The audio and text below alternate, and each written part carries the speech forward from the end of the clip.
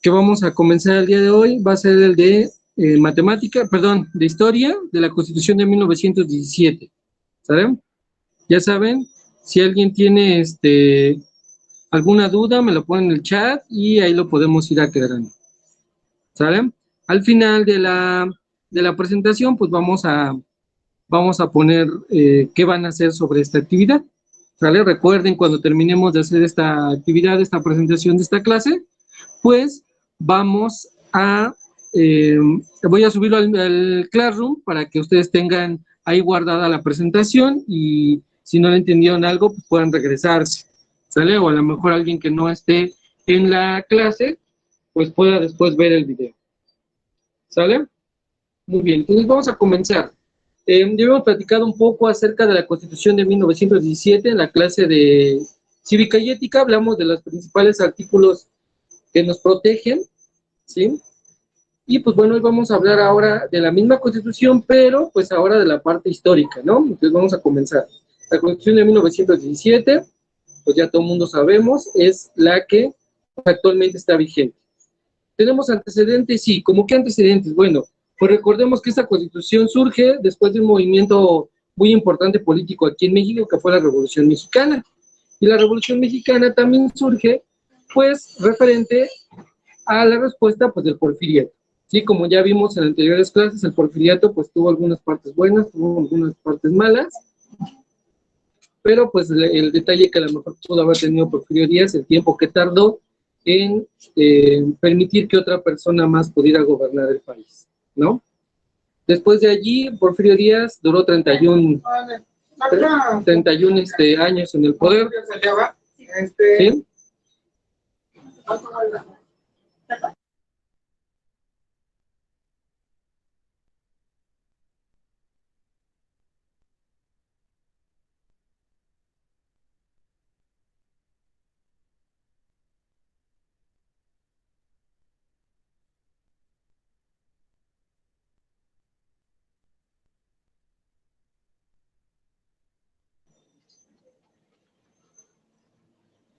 Ok, ya regresamos otra vez. Aquí pequeños problemas técnicos. Entonces les decía que, bueno, la Revolución Mexicana comenzó después de que Porfirio Díaz estuvo más de 30 años en el poder, y pues bueno, fue iniciada por Francisco I. Madero al evitar que se creara, que siguiera Porfirio Díaz reeligiéndose, ¿no? Como todo el mundo ya sabemos, Francisco I. Madero fue preso por orden de Porfirio Díaz, y pues desde la prisión crea el plan de San Luis, en donde pues le pide a toda la gente que se levanten armas en contra del gobierno de Porfirio Díaz.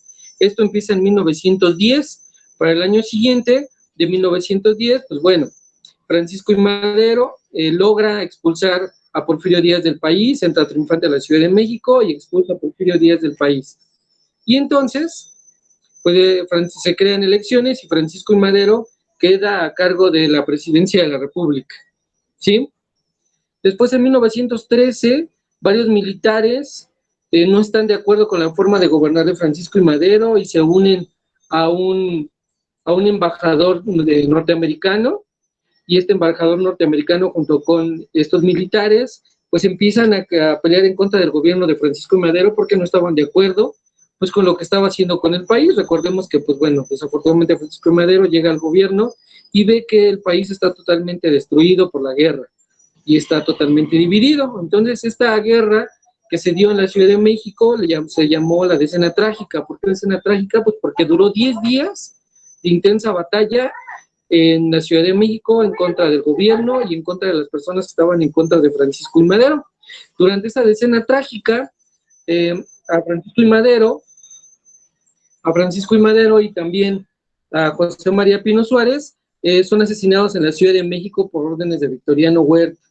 Victoriano Huerta fue llamado pues usurpador. ¿Por qué? Pues después de asesinar a estos dos personas, pues toma la presidencia, y pues bueno, esta era una persona muy dictadora, muy parecida a las restricciones que había durante el Porfiriato, y pues bueno, Venustiano Carranza, que era el gobernador de Coahuila, pues se levantan armas y empieza a luchar en contra de Victoriano Huerta. En 1914 logra derrotar a Victoriano Huerta, uniéndose al al ejército constitucional, ¿sí? Este ejército constitucional, pues fue creado principalmente por él, pero también tuvimos varios personajes que lo estuvieron apoyando, como Francisco Villa y Emiliano Zapata, que se unieron a él, que formaron grandes alianzas con Venustiano Carranza para poder derrocar a Victoriano Huerta. Como todos sabemos, Emiliano Zapata fue una de las personas muy importantes dentro de esta constitución, porque crea algo muy importante, como por ejemplo el Plan de Ayala y la reforma agraria. Él es uno de los personajes que más promueven esta parte, ¿no? Por ejemplo, el Plan de Ayala fue creado en 1911, y habla de que todos los terrenos, montes, barrancas, aguas que existan en el país, pues son de toda la nación. No tendría por qué haber un dueño, ¿no? Principalmente esto le quita poder, pues, a los hacendados. Y también, pues, la reforma agraria, como ya sabemos, la reforma agraria se creó en 1915, y en esta reforma agraria, pues, se habla de las jornadas de trabajo que deben de ser de 8 horas, de todo lo que va relacionado, pues, a la relación de obrero y patrón, ¿sí? Y estas dos, el Plan de Ayala y la reforma agraria, pues son aquellos que nos están ayudando, o aquellos que se basaron para que Venustiano Carranza pudiera hacer la Constitución de 1917, ¿sí? La Constitución pues tiene ciertas bases, como por ejemplo, la primera base dice que los derechos y reglas que se deben seguir, ¿sí? Aquí en la Constitución pues conocemos todos los derechos y todas las reglas que debemos de seguir como mexicanos. ¿Qué es lo que sí podemos y qué es lo que no podemos hacer? También dentro de esta Constitución nos habla de las características que tiene el país, ¿sí? Cómo es, qué tamaño tiene, qué tamaño debió de ser. También nos dice que cómo se va a organizar este país. Por ejemplo, antes de la Constitución, recordemos que durante el Porfiriato, pues tuvimos una dictadura. Antes del Porfiriato, durante la Revolución, durante la independencia, por ejemplo, pues tuvimos varios imperios. Entre la independencia y la revolución, pues tuvimos 2 imperios, ¿sí? Entonces, pues bueno, esta Constitución nos dice que va a ser un país democrático, en donde las personas que elijan a su gobernante, pues es lo que se deberá de respetar, ¿no? También nos habla de los derechos, eso ya lo vimos más en Cívica y Ética, donde nos habla, por ejemplo, el derecho a la educación, derecho a la vivienda, derecho a una familia, un nombre, a la libertad, ¿sí? Y se basa en las reformas, como ya les comenté, principalmente la reforma agraria, y pues lo que les comentaba el Plan de Ayala, ¿no? Y pues esto marcó un parteaguas muy importante en México. ¿Por qué? Pues por la protección que existe actualmente para los obreros y los campesinos. Muy bien. Principales artículos de la Constitución de 1917, esto también ya lo habíamos platicado, pero pues no está de más.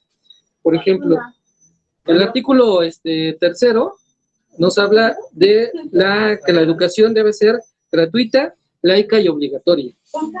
El artículo 27 nos dice que se establecen todas las tierras, montes y aguas que deben ser de toda la nación, ¿sí?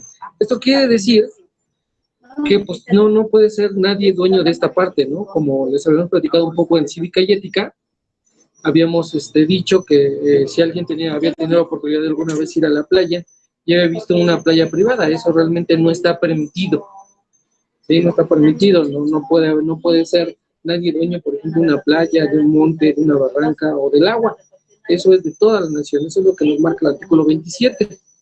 Y el artículo 123, pues nos habla, como ya les había comentado, acerca de la relación que existe entre el obrero y el patrón. Por ejemplo, la jornada laboral es de 8 horas, todos tienen derecho a una seguridad, todos tienen derecho a la asistencia social, derecho a una huelga, todos tienen derecho a la igualdad de oportunidades y pues también a poder expresarse, ¿no? Esos son los principales 3 artículos que nos marca la Constitución de 1917, ¿sí? Como les comenté al principio del video, les dije, muchachos, al final de la presentación va a pasar lo que deberán de hacer, ¿sí? Entonces les encargo que por favor pues estén al tanto para que podamos ver esta situación, ¿no? Por ejemplo, ¿qué vamos a hacer? Ahora que vimos la presentación, pues bueno, dice ahí, anotar en tu cuaderno de historia, lo más importante, debe ser una cuartilla, no olvides poner un dibujo, ¿sale? Eso es lo que ustedes deberán de hacer acerca de esta presentación que acabamos de ver. Esto pues ya lo habíamos revisado en anteriores ocasiones, únicamente es un pequeño recordatorio de lo que fue la Constitución de 1917. ¿Sale?